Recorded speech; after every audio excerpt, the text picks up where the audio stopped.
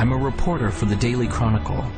If there's one thing that I've learned throughout my years as a reporter, it's that the end of the story is rarely the end of the story.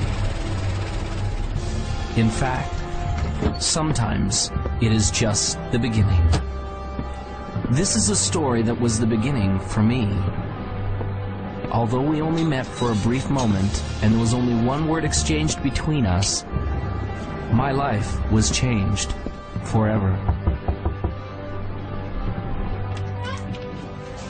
Hello, I'm the reporter from the Chronicle. Come in. Thank you. The interview was with Vincenzo Vivaldi, the world's foremost violinist and composer. I admit I didn't know much about him, but I had my questions at the ready. How did he become such a success? How did he create such a legacy? And what inspired him to learn the violin?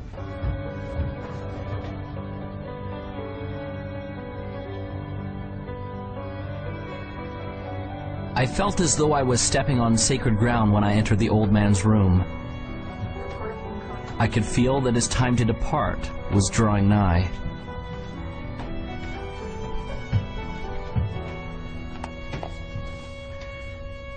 Thank you for seeing me, Mr. Vivaldi. For our readers, what would be the one key factor in achieving all of your great and grand accomplishments?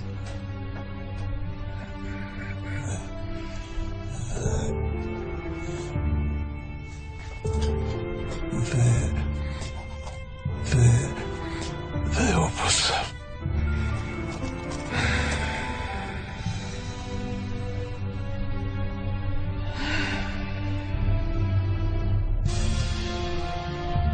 Those were the last words he ever spoke.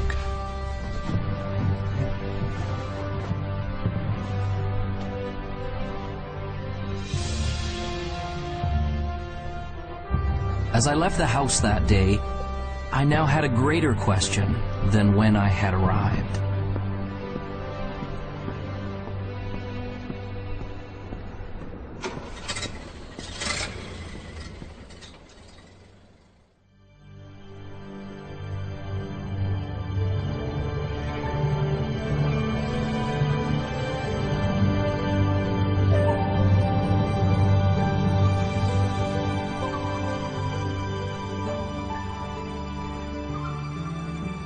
The opus is a composer's greatest work, and the opus is about us becoming the most amazing, magnificent, extraordinary human beings that we were meant to be. You and I are here to do magnificent and magnanimous things. You're here to create, and you're here to contribute, and you're here to connect at a high velocity. Everybody deep inside has a dream, and a vision, and a calling, and an inspiration that they're here to do. Anyone can do this, and it almost sounds cliche. Everybody says, oh, you can be whatever you want to be, you just got to have the dream. And all of that's true. Unfortunately, it has become cliche, and people have stopped listening to it. The best way for you to predict your future is to invent it. It's up to you.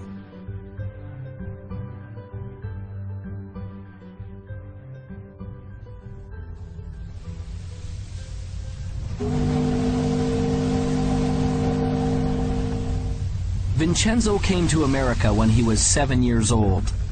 He came from the old country, Europe. When he got on board the boat that would take him to America, he had no idea he was about to encounter two things that would change his life forever. One was a new country. The other was a teacher and a violin.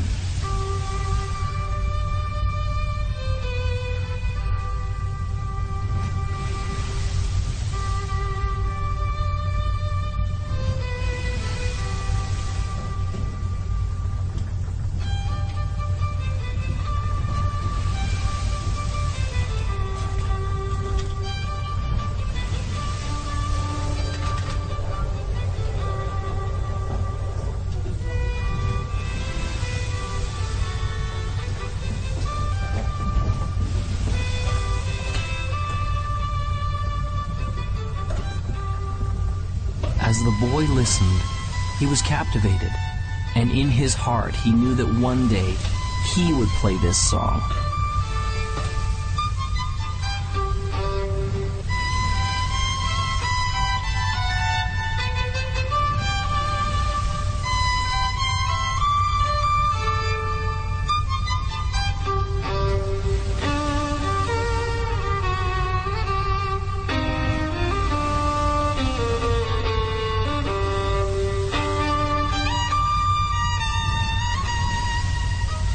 Vincenzo said that he wanted to play like that one day. Do you really believe that? Do you really believe you can? The old man asked. The young boy replied, yes. That is the key to unlocking your opus. The old man smiled and told him that he had just begun on the road to becoming great. He gave Vincenzo a notebook and told him to write down exactly what he wanted and to keep the book with him always. Vincenzo wrote that one day he would become one of the greatest violinists the world had ever known. The old man put his hand on the boy's shoulder. When you get there, don't stop. Remember, your opus isn't what you do. It will be the legacy of what you've become. Vincenzo did not understand. The old master smiled and said, one day you will.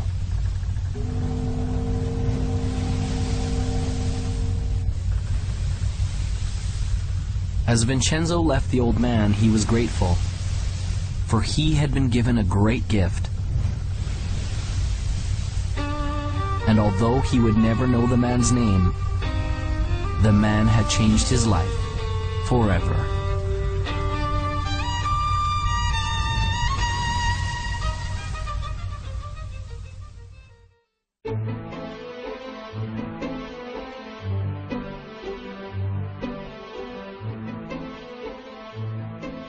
Vision is all about who you've decided to be, as if you had a magic wand that you could wave over your life, that you could actually be and do and have everything that's important to you, where you could be fulfilled and you could be in rich relationships and you could be abundant, attracting wealth and all the great things that we all want in life.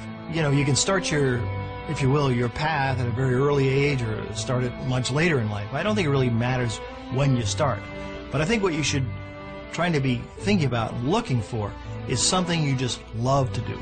Something that really gives you energy. You've got a passion, and that you feel you can commit yourself to. Some people get into vision and purpose, and they make it so huge, or they think it has to be so big, that they scare themselves and they almost freeze themselves. They don't come up with anything. Your vitality in life is directly proportionate to the vividness of your vision. And when you have a clear vision, magnetic things occur, and you draw into your life amazing synchronicities. People, places, things, ideas, and events start to synchronize in your life to help you fulfill your vision. The law of attraction just says that anything we think, feel, say, and do, we attract to us. So we're always creating through what we're putting out in our thoughts, our feelings, our words, and our actions. A very common misconception about the law of attraction, people learning it, is that it's all about positive thinking, and it is not. Positive thinking is obviously, probably more beneficial than negative thinking, sustained negative thinking. But positive thinking can mean just that you're thinking about things that would normally make a person happy. But if you're not truly emotionally involved with your thoughts, you're not really having an attractive power. In other words, if you're visualizing a car, you're visualizing a house, or you're visualizing lots of money, or whatever your version of success is, but you don't have any real feeling about it, that is in alignment with that. In other words, if you don't feel positive about those thoughts, you're actually not attracting anything positive. It's the feeling that powers our thoughts. The Institute of Heart Math, which is the most widely recognized research institute on the heart, has shown that our hearts have an energy field around them that's 5,000 times more powerful than our brains. So this is the real power source for people. And when we want something from our head, it can only go so far. But when we power it with the feeling in our heart, the feeling of knowing that I can get it, the feeling of love behind that thought, then we are moved to the inspired and far beyond what you ever thought you could. It is okay to believe in yourself. Start now. Start today. You are the greatest you that will ever be.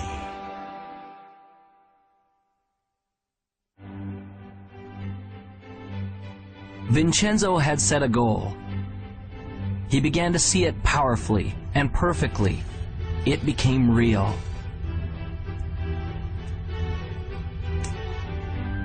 He experienced it in his mind and in his heart. He was living it vividly as though it had already happened.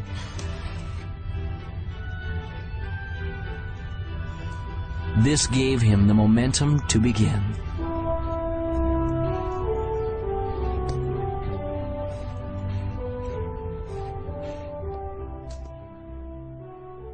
I think that the only way you can get to your goal is by having a clear vision. And I feel that that clear vision doesn't necessarily come from your head, but that it comes up from inside of you.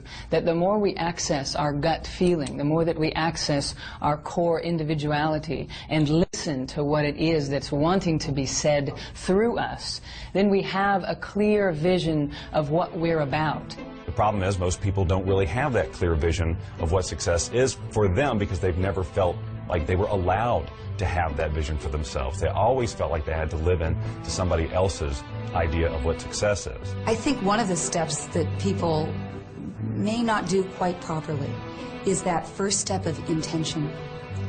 So many times people's intentions are coming out of a feeling of obligation or I should. When I find that people really stop, which is a hard thing to do in our society, to stop, but it's the thing that is most required for us to stop and turn inward. Someone asked me one day, if you could have anything that you wanted, if you could have your dream life, if it could look any way that you wanted it to look, what would it be? And I was stumped, because I was so used to being good at responding to my difficult circumstances that I even honored myself for being able to make the best of a bad situation. So I would constantly have to wait for bad situations to come around in order to identify who I was and to feel my strength to be able to go out there and do something. And so when someone asked me, well, if you could just be on the front side of something like that and just have it be whatever you would want it to be, what would it be? And I couldn't answer the question. I thought, I've got some different kind of work to do.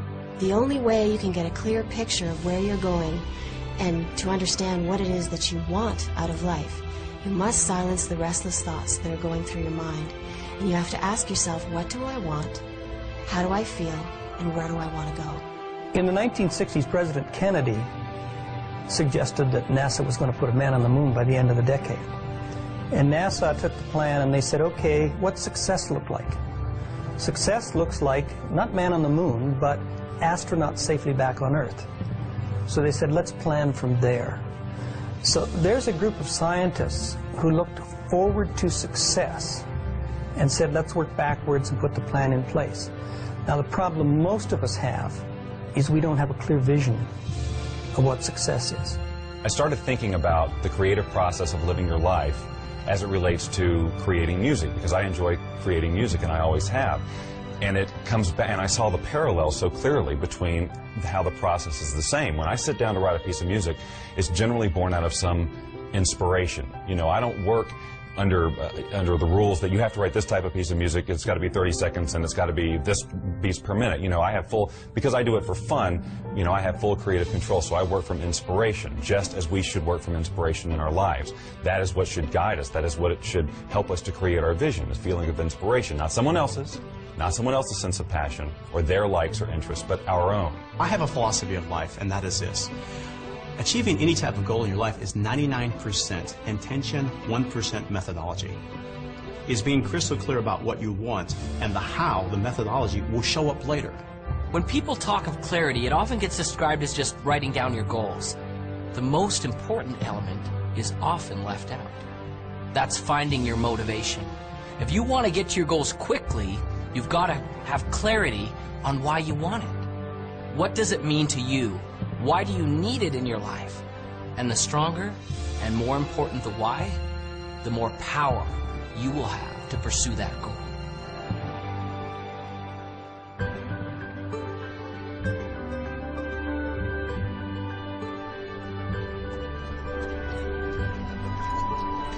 Finally, the opportunity came for Vincenzo to have his violin. The moment he saw it, he knew that he had to have it. A loving mother felt the same way.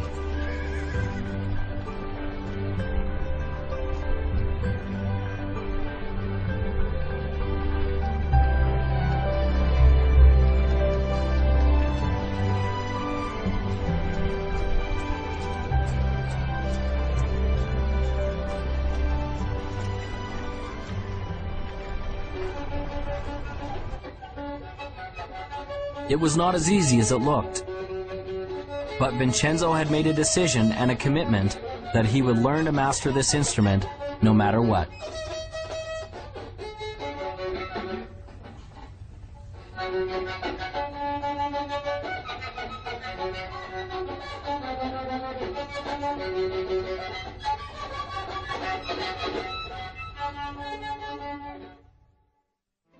Finding your clarity starts from first setting goals, not just thinking them, inking them, writing them down, having that vision board. Put those things on your board, the way you picture your life to be, the lifestyles you want. It's okay to brainstorm it. Start with an idea, oh, I've always wanted to do this, and flesh it out. Really describe what you want your life to be. You may find that it evolves even as you write, and that's okay. Take the time to decide what you truly want, because it isn't until you do that that you're going to be able to stabilize any sort of vibration around it from a law of attraction point of view to attract that into reality. When you're in the achievement process, what is your greatest moment? Some people think that it's when you're at the finish line, or at the top of the mountain peak, or when your bank account has finally reached that bulging, overflowing amount. If those are your goals, then those moments when you get there may be exciting, there's no doubt about that.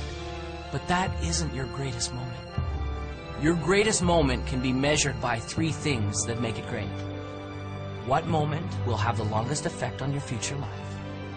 What moment will carry the greatest future consequences? And which moment will have the farthest reaching impact on you and those around you? Your greatest moment, therefore, becomes the moment that you decide. Decision changes everything.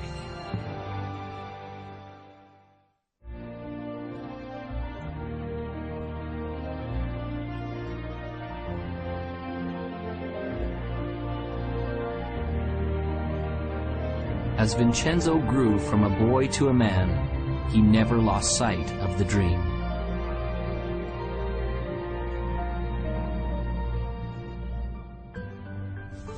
Vincenzo worked and saved his money to pay for lessons for his violin. He's doing it again. Thinking about everything except what he's supposed to be doing.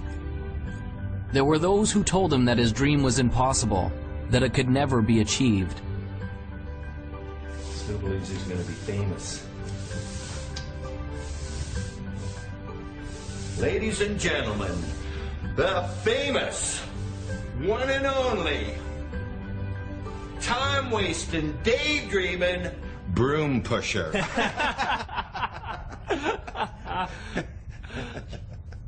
But he remembered the words of the old master on the boat. Do you really believe you can? That is the key to unlocking your opus. Vincenzo! Sweep the floor, boy! Sweep! Vincenzo gained courage and continued forward.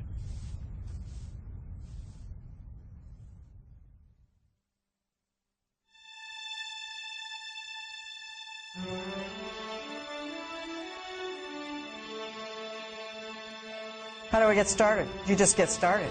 Most people wait. They're going, waiting for their time. Wait till I know more. Wait till I do more. Wait till I learn more. Wait till my time is right. Your time is now. So just get started. You can't sit on the couch and eat potato chips and expect things to happen. You visualize and you materialize, yes, but you must act. A mediocre plan today is far better than a perfect plan tomorrow, because tomorrow never comes. We all know that New Year's resolutions last 30 days or 3 weeks or 3 days or for some people 3 hours. And that's a result of this great commitment. And what I want people to do is to step back and, interestingly enough, to essentially dial it down. Focus on what you can do, not what you could do. If you can't get the big picture, start with the small stuff. A decision isn't something you take lightly. It isn't a wish or simply saying, I'd like to. There will be no power in it until you say with clarity, I will do it, and attach that commitment to some action. What will you do to get things started? I'm a big believer in planning. Partly because my first career was in the television industry. And if you don't plan a program, you're asking for a disaster. That's not to say that you set a plan down that's absolutely rigid. But you put a plan down that you can then change and adjust as you need to when you're going through the production. Same thing with the writing of the music. I start with an end in mind in terms of how I want to feel, but I don't have every note already written in my head. That's what makes this process so fun and creative, because the minute you feel like you have to go here because that's where you said you were going to go in the first place, the song has to sound like this because that was my original vision, you cut off all sorts of possibility. You don't have to know everything before you get started. Top achievers never have all the answers, and they also don't wait for all the answers to come until they get started. They just get started. They don't let questions paralyze them. They understand how to face the unknown and have the courage to do new things without all the answers. They know that the answers will come, and they adjust their course with each step forward that they take. Most of the answers come in the action, not in the calculating. You've got to learn that too. When you're up against the unknown, remember this phrase. Top achievers are not perfectionists. They're improvisers. Get started. It's hard to start. It's scary. And I know I've seen in my own life that some people they're just waiting for everything to be perfect. There is no perfect time. You never have a perfect plan.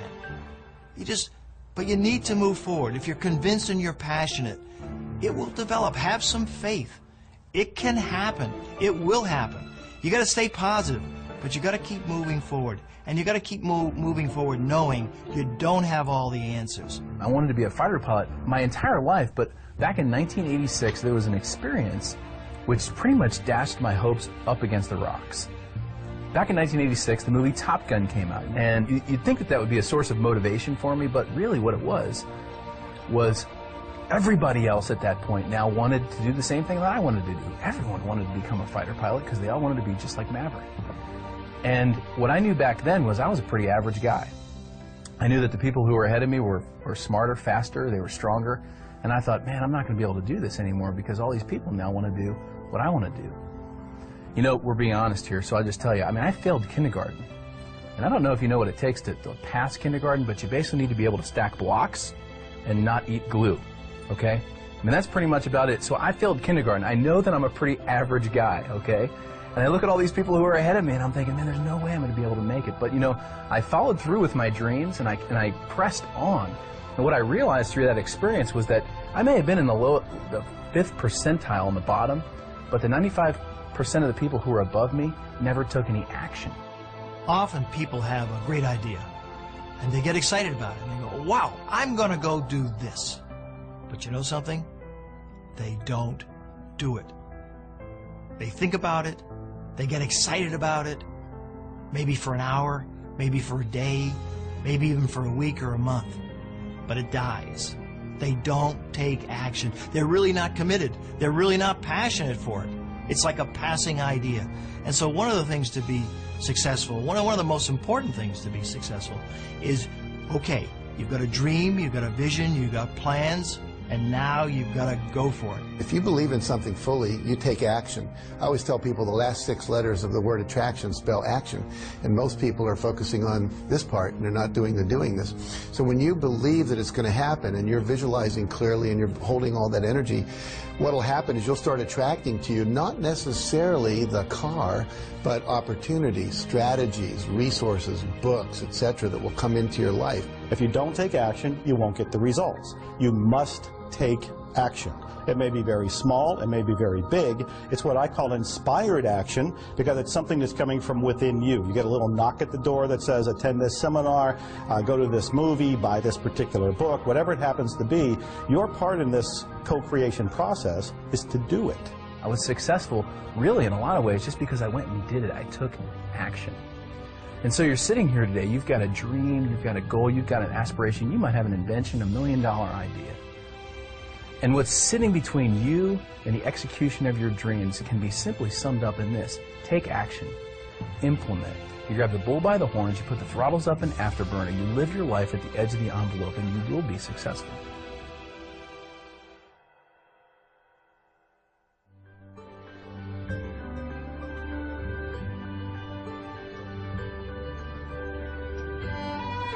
Vincenzo continued seeking additional understanding and education wherever he could, surrounding himself with other masters who could help him find his gift and develop his passion.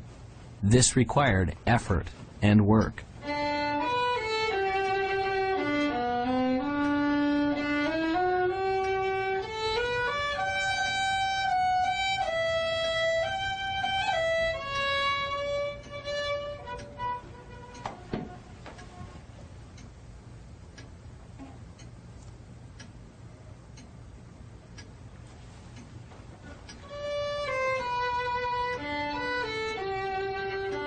As he practiced and persevered, his skills became more fine-tuned, and the instrument began to sing.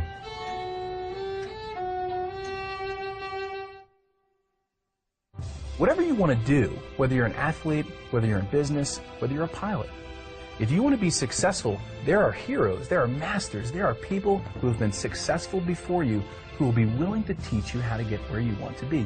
You don't need to fly solo in this life. If you have any goal that you want to achieve in your life, the first thing I would invite you to do is surround yourself with people who believe in what you do. And sometimes those people, they're not your family, they're not your friends, they're not your coworkers. You actually have to create that. You have to create your own, what I call your own mastermind, your own board of directors of people who will support you. My adage is that if I'm ever in a room with 5 people, I want to be the dumbest one in the room. I don't want to be the smartest guy in the room. I want to be the dumbest one in the room. If I'm the smartest guy in the room, then I'm not listening to anybody. Then I think I already know it. Then I think they're not capable of teaching, training, sharing, or giving me anything of value. But if I think I'm the dumbest one in the room, then all 4 of them are brighter than I am. And I can learn from any one of them. And what that causes me to do is to shut up and sit down and get a chance to learn, because most of us are talking so much, we aren't listening. I like the idea of modeling other people's success up until the point where you reach something that, hey, this isn't me. It's not me to model this guy like that. Because if you try, it will not work. You'll send out this really weird field of resistance and things will not work for you, no matter how successful that other person is. So I model lots of people, but not one particular person. I will look for things that they do and then say, I can incorporate that into my plan for sure. This guy over here, no, not so much. This is where I leave him and go to somebody else.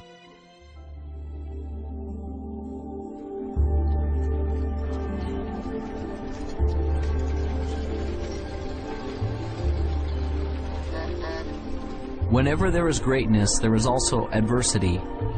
When we work, there will be obstacles. Vincenzo's obstacle came when he turned 17. One day, as he was walking to his teacher's to practice his violin, he found that his vision began to blur. Soon, there were great dark spots appearing before his eyes. And one day, he woke up totally blind. He could not see. This proved to be a big adversity.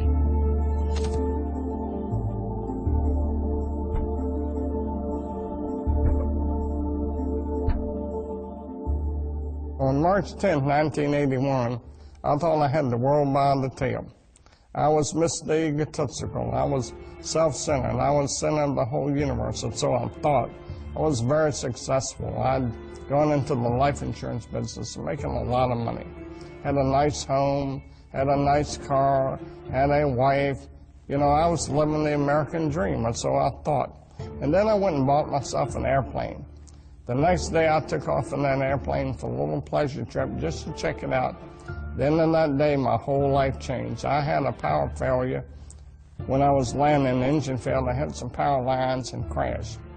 I was just entering my senior year, and I wasn't really going out much.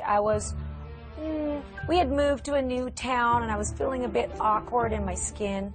I went out, and I met someone. I thought, oh, he's the one, and ended up pregnant in my senior year. And if you want to be judged, I was going into a school where there were nuns, and they were convinced, and so was my entire school system, that found out I was pregnant in my senior year, that I was going to go to someplace with the letter H and 3 letters that followed. And it took me a long time to regain my self-esteem. And so my life started out as a pregnant teenage runaway. When I was born, my parents didn't know that I was didn't think that I was going to be a little person, of course. So that was a big surprise. And they had some difficulty with it, some challenges with it. Then I went off to school, and I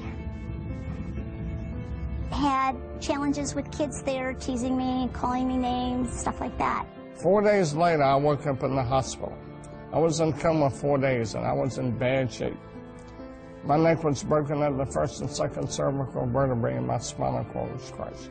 The nerves that control my diaphragm were destroyed, and I couldn't breathe. My swelling through your flesh was destroyed, and I couldn't eat or drink. Every muscle in my body was destroyed. I couldn't do anything but blink my eyes. My bowel, blood, and kidneys didn't have function. I lay there for 8 months in that hospital. All I could do was blink my eyes. The doctor said it was hopeless.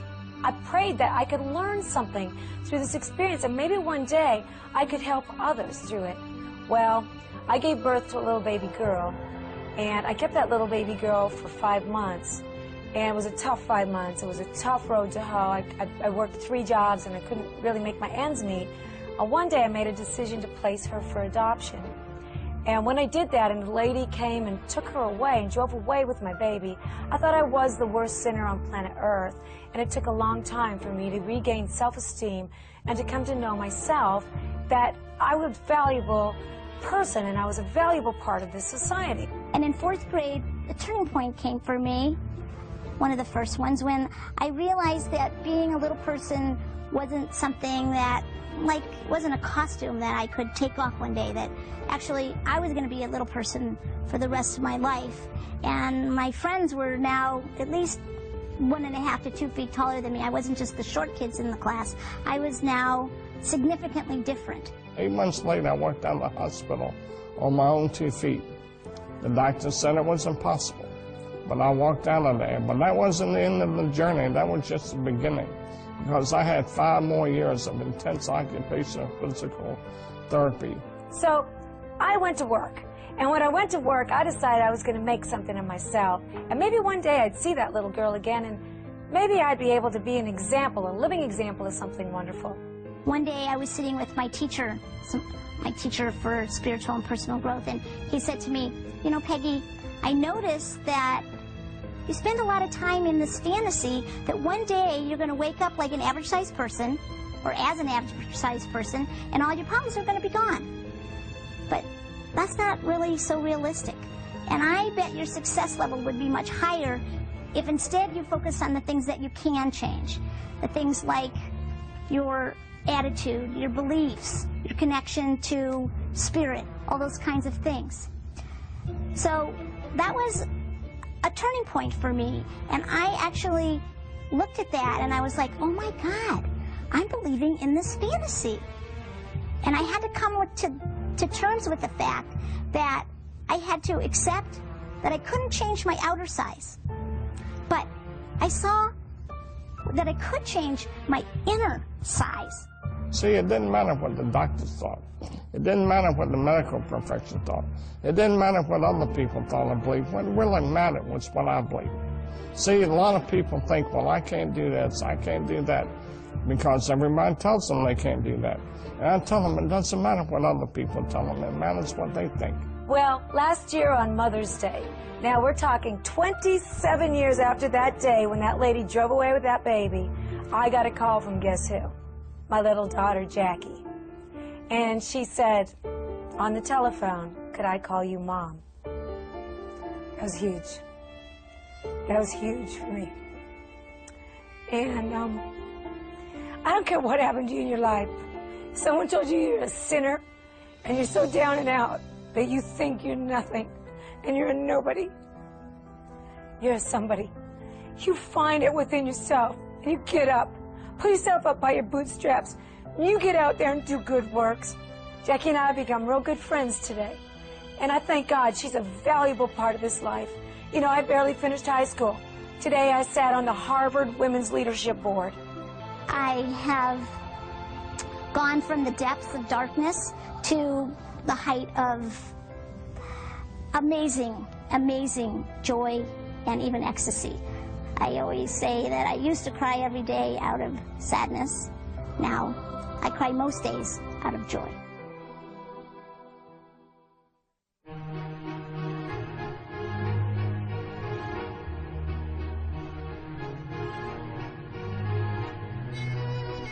Vincenzo continued to practice his instrument. But it was much harder now The music didn't come as easily. Often the notes didn't sound right. Often the people near him told him he was failing. He began to feel like he was failing.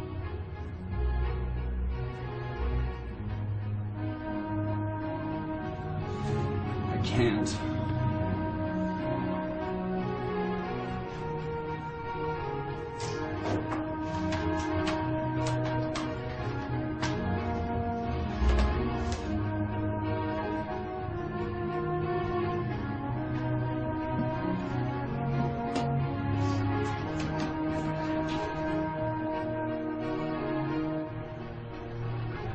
Vincenzo had given up.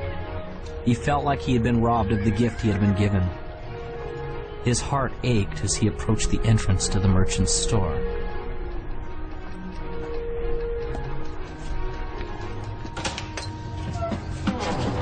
Hi, Vincenzo. What a surprise. What can you do? I'd like to sell my violin. Those were the most painful words that he had ever spoken.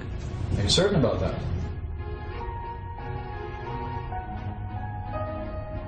Well, let's have a look, shall we?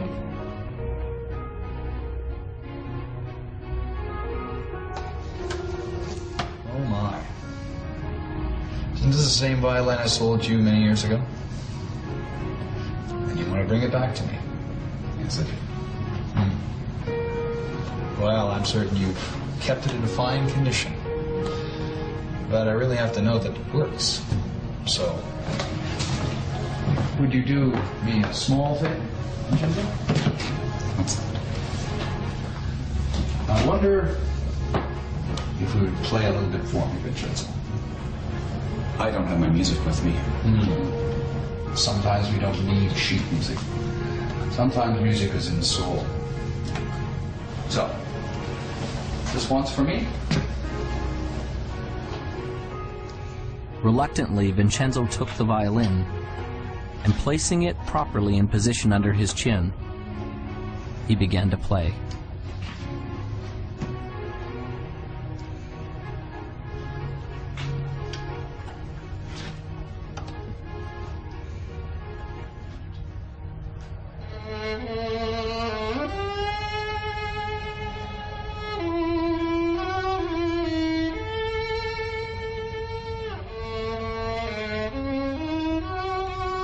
He began playing slowly at first, until his heart began to play the notes.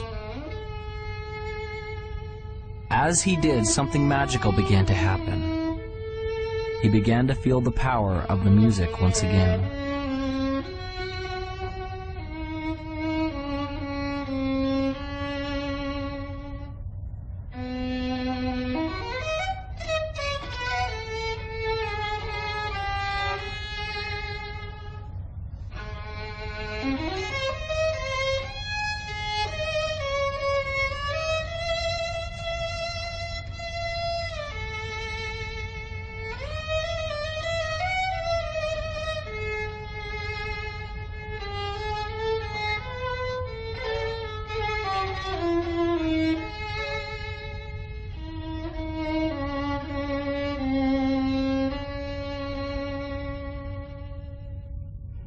When he had finished, a change had taken place, and there was hope. I can't sell you my violin. I thought as not. You keep the violin, Vincenzo, and play, all right? Vincenzo left the shop with a resolution that he would never again give up on his dream.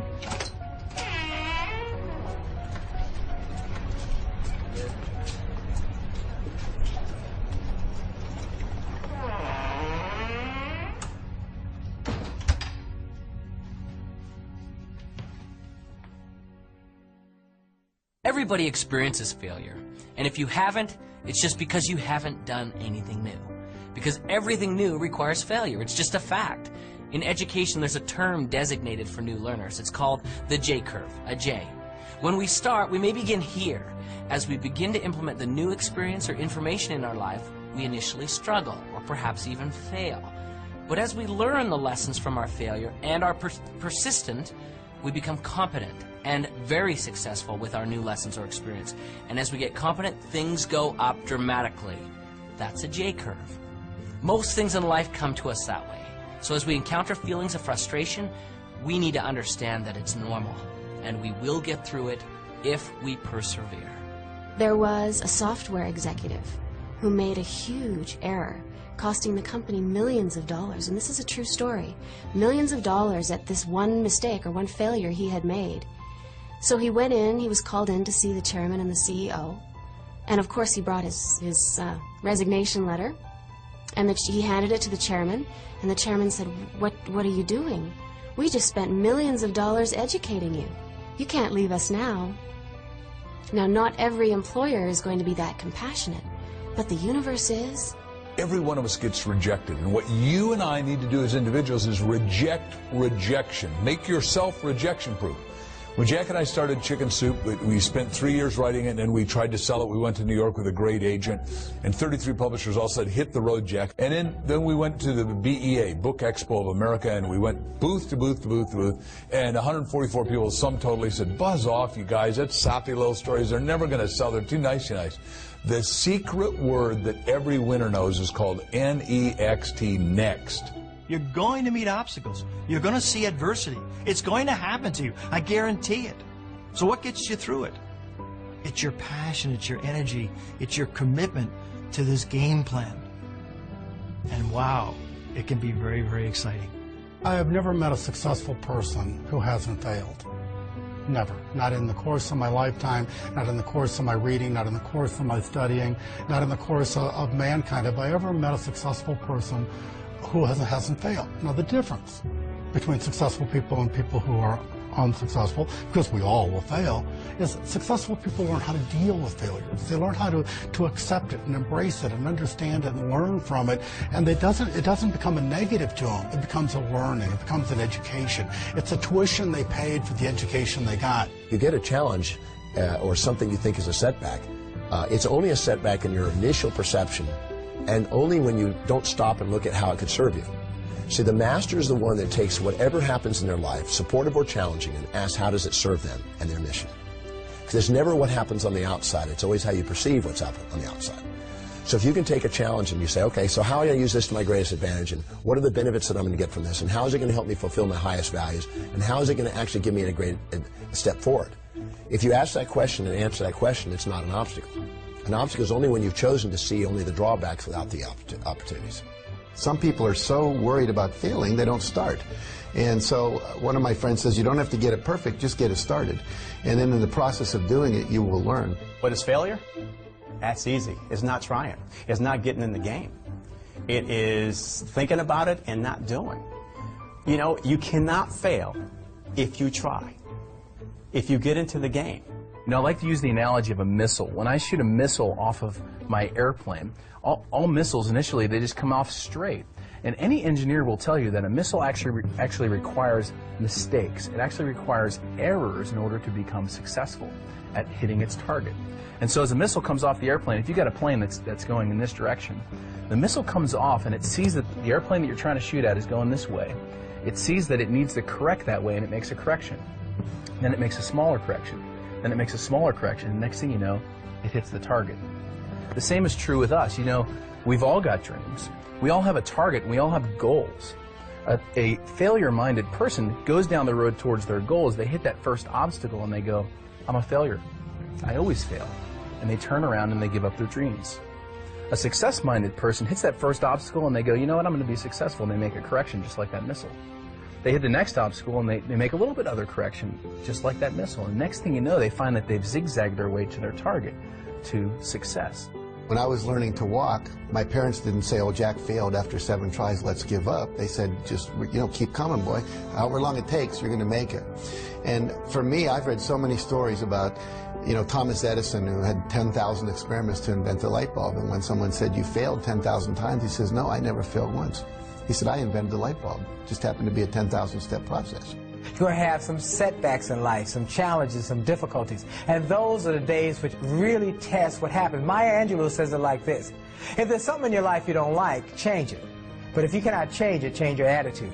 That is why it's critical for you to work on your attitude and start to have a reservoir from which to draw from before you need it, because you're going to have some days which test you, which try you, which really push you to the edge. And those are the days that you need to make sure that you have a positive outlook, a positive inlook, and a positive uplook, that you are thankful and grateful for all things, even the challenging things, because it is through the challenges that we grow, that we stretch, that we start to become all that we can possibly become. In our society, so often we focus on problems and obstacles and challenges and failures, and those kind of things paralyze us. They cause us to stop because we can't really see beyond that. But the truth of the matter is, if we look carefully, we'd see very clearly there is no such thing as a problem. Everything is a puzzle, and there are answers to puzzles. So when you run up against something that you're not sure of, doesn't mean it's a problem, doesn't mean you can't get around it. You just need to find the right answer for that puzzle. I've decided that every single thing that happens is a success. Everything. There's a learning experience, maybe I achieved whatever the goal was, but I'm going to go after something else. I just learn, grow, and go.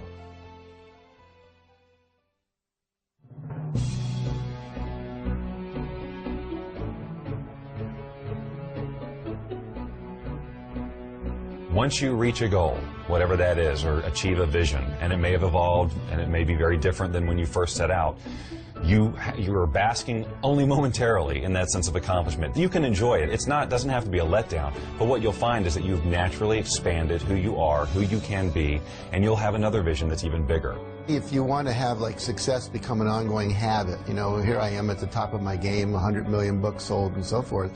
For me, it was never about selling books. It was always about making a difference. You can't stop making a difference. You know, making a difference is something that continues forever. It's the little things that you do on a daily basis that get that momentum ball turning, and all of a sudden, after a while, you have so much momentum behind you, you couldn't stop it if you tried.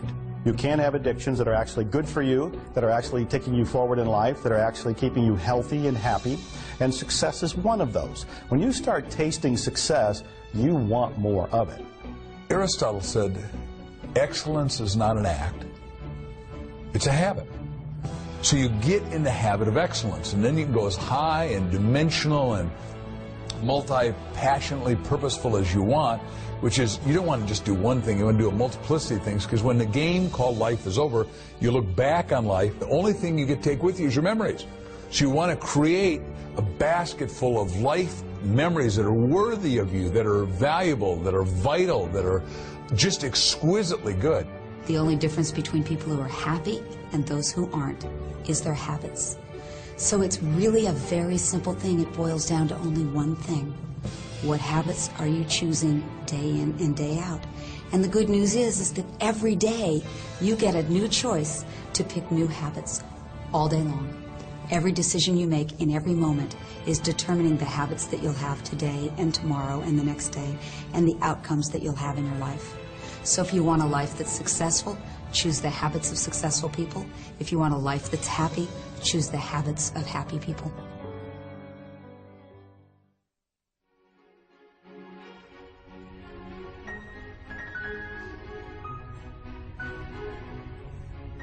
Thank you all for coming tonight. It's a pleasure to know you're out there. I'm going to be playing a piece. Slowly, Vincenzo was offered opportunities to perform his music at local venues. Although these locations were not ultimately where Vincenzo wanted to be, he poured his heart into each of these performances. Each of them was a step in the right direction, and he let his passion shine through from the beginning.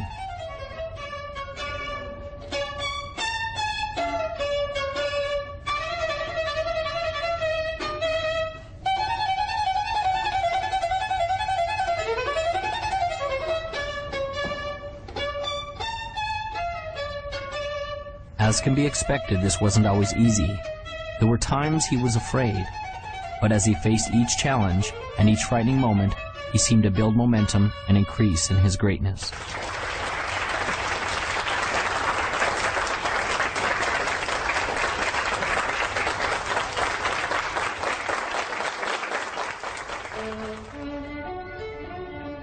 Vincenzo gained a reputation as a passionate musician, and his gift grew. Doors opened for him to begin to play with other masters. Soon Vincenzo was playing in the most grand concert halls of all. His dream to play was fulfilled. His opus had arrived. But was the journey complete? There was the question the old master had asked him that he still yearned to understand. Your opus isn't just what you do, it will be the legacy of what you have become. Vincenzo thought in his mind often about what this could mean. Was this the legacy of the man he had become? The man who played in the largest concert halls? The man who commanded the respect of the other musicians? The man who composed and wrote the grand symphonies? The man who people adored and loved as the master violinist? Vincenzo still didn't understand.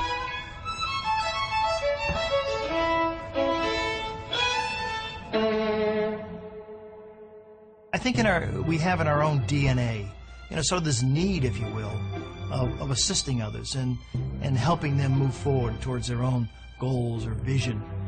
And some of the greatest rewards in my life have been watching the success of others that I have been associated with. Henry James said that nothing of the senses will ever satisfy the soul.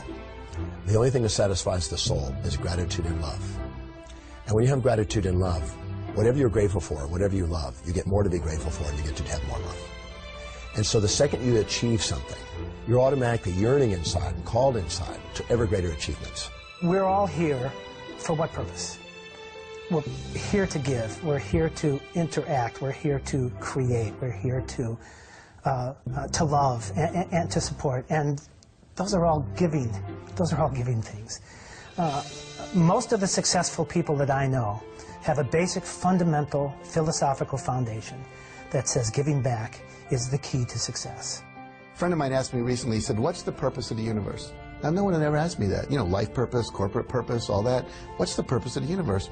And I went back to my physics and I thought, well, what is the universe doing? It's expanding. Ever since the Big Bang, it's expanding. I said, well, is it to expand? And he said, absolutely. And he said, anything you do that helps people, corporations, countries expand, you're in alignment with the universe. And when you're in alignment with the universe, the universe will support you. It'll give you the resources you need. Anytime you cause contraction, you cause conflict, then you're against what the universe is about. When we feel expanded, it's the universe's message of saying we're on course. When we feel contracted, it's the universe's message saying that we're off course. So as we're moving along, we always move towards that which is making us feel expanded. Service, there is no higher purpose. It's all about giving back. When you focus on giving, you receive, and that's how the law of attraction works. Ultimately, what we contribute is a reflection of who we are inside. And the more we contribute back to the world around us, makes us more inside. Think of your happiest moments. Got it? I'm confident that it will have very little to do with accumulating wealth, and it certainly wasn't a moment where you were alone in your room watching TV. I'd be willing to bet that it was a moment where you did something for someone that they could not do for themselves, or when you helped someone realize a dream, or you shared a little of you, the real you.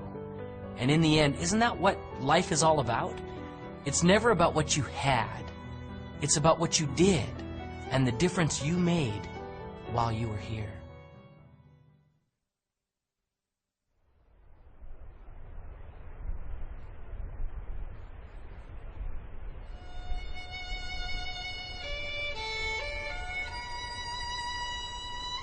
Your opus isn't just what you do.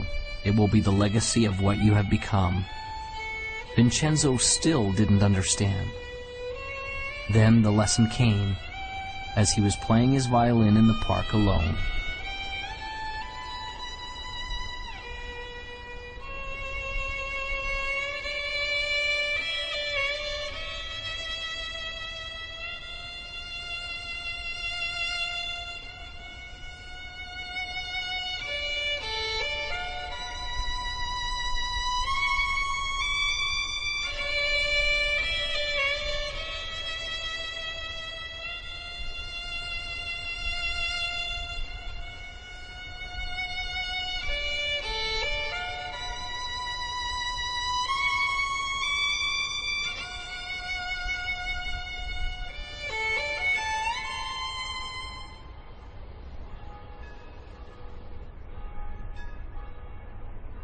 And so Vincenzo passed along the message that had changed his life.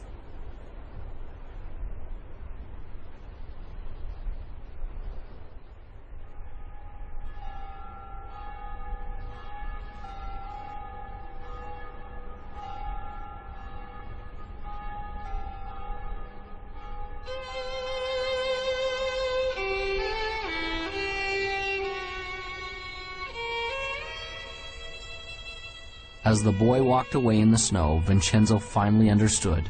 It was almost as if the voice of his old friend the master came to him. Remember, your opus isn't just what you do. It will be the legacy of what you have become. Imagine, if you would, a hot summer day in the year 1944. Campus, Morehouse College. Dr. Benjamin Mays, the president of the college, sits at his desk. There's a knock at the door. He says, "Come in."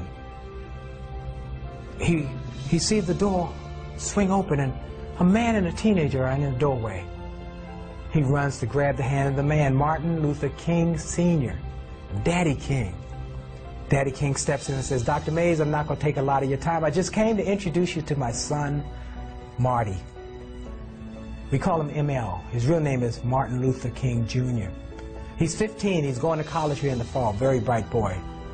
But he's missing something, and I need a big favor. No, I don't need tuition that's bigger than that. No, I don't need room and board that's more critical than that. I came to ask you, would you teach my son how to dream? Please teach my boy how to dream. And Dr. Mays gave young Marty a piece and said, "Young man, read this piece every day, and it'll change your life." And he read it, and it changed his life. And I got hold of it, and I started reading it, and it changed my life. It's so profound, yet so simple. It simply reads, "It must be borne in mind that the tragedy of life does not lie in not reaching your goals. No, no, no. The tragedy lies in not having a goal to reach for. It is not a calamity to die with your dreams unfulfilled, but it is a calamity not to dream. It is not a disaster to be unable to capture your ideals, but it is a disaster to have no ideals to capture. It is not a disgrace not to reach the stars, but it is a disgrace to have no stars to reach for. Not failure, but low aim is sin. You've got to dream big dreams, impossible dreams, dreams that will make a difference, leave a legacy, and a dream that will be your opus, your reason for coming to this planet." I truly believe that all of us are very special. We all have some unique, different, wonderful qualities. We shouldn't compare ourselves to others and say, well, they're so much better. We need to find our own special gifts. And as you find those gifts and you become passionate about those gifts, you move towards those gifts and take action. So if you've been watching the Opus, the time is now to take action. No more praying, no more wishing, no more hoping that great things will happen to you. Move forward.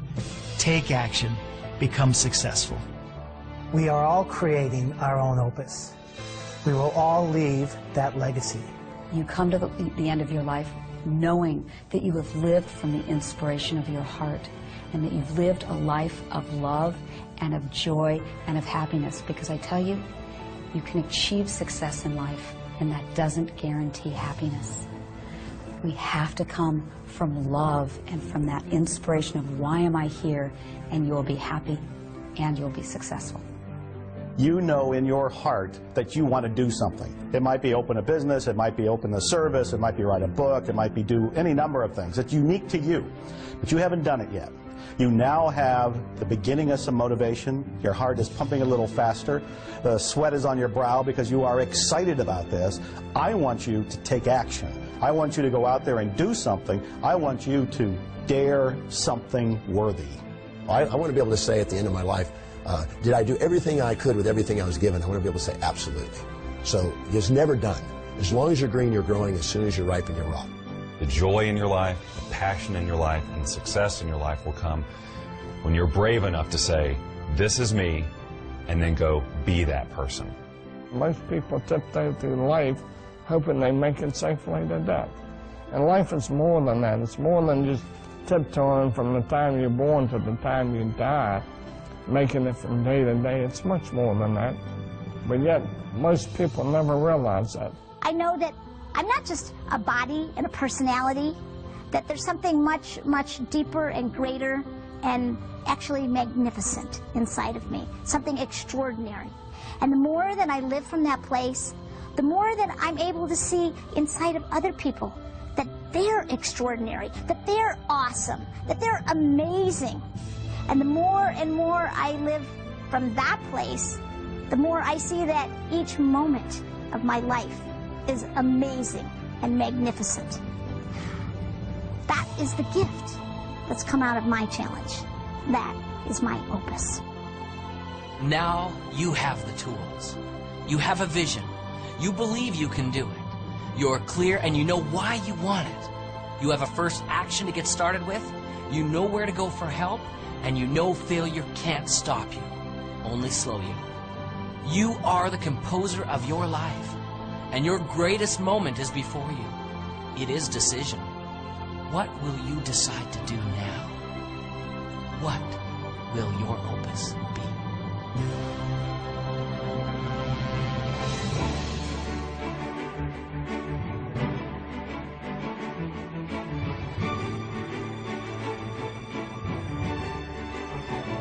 Your opus isn't just what you do. It will be the legacy of what you've become. One of God's greatest requirements with lasting success is to teach the man who possesses it. To teach him about himself and to allow him to contribute what he has been blessed with back to the world. Vincenzo's music was a great gift to all who heard it. But the true gift was in the legacy that he created in another. This was truly his opus.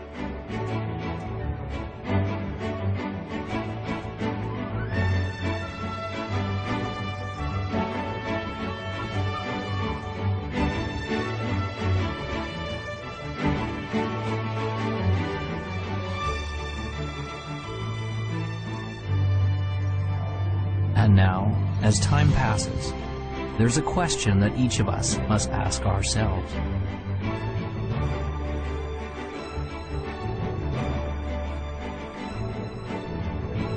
What will your opus be?